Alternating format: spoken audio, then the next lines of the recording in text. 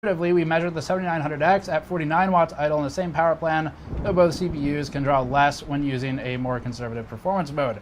In Blender, the Threadripper CPUs sit within variance range of one another again, both at around 145 watts on the EPS 12-volt cables. This puts our Threadripper CPUs consuming about 10% more power at stock than the overclocked 1700.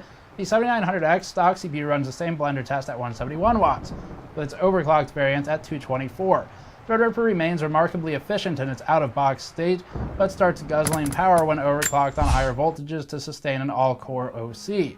We're at 274 watts when overclocked on the 1950X and 212 on the 1920X, and as you'll see in our benchmarks for Blender, it's not worth it. Total War Warhammer pulls 75 watts when the 1950X is in its stock configuration using creative mode, and 53 when the 1920X is in its stock configuration. Note that these are with auto voltages on the Zenith. The stock 7900X consumes 93 watts for the same task, with overclocking pushing both flagships to 100 watt territory. For Prime 95, Cinebench, Firestrike, and others, check the article linked below.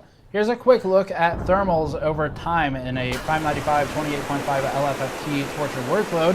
Note that this chart shows spikes as the test iterates between larger FFT sizes, so you'll see a thermal torture scenario enumerated as power and FFT cycles iterate.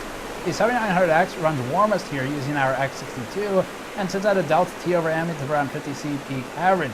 As FFT size progresses, we see that the 1950X begins to heat up more and reach what is more or less a steady state at 44C delta T over ambient.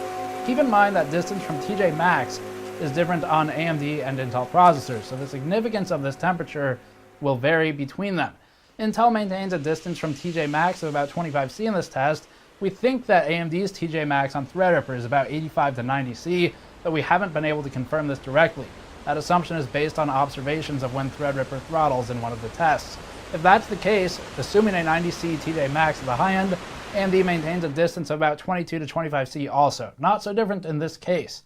Anyway, more thermal discussion in the article. Getting into production workloads next, we start with our in-house Blender animation for CPU workload benchmarking. The Threadripper CPUs don't even need a highlight. They're all on top, though we'll highlight them anyway. The 1950X completes our render in 15 minutes, a remarkable speed considering we were only recently impressed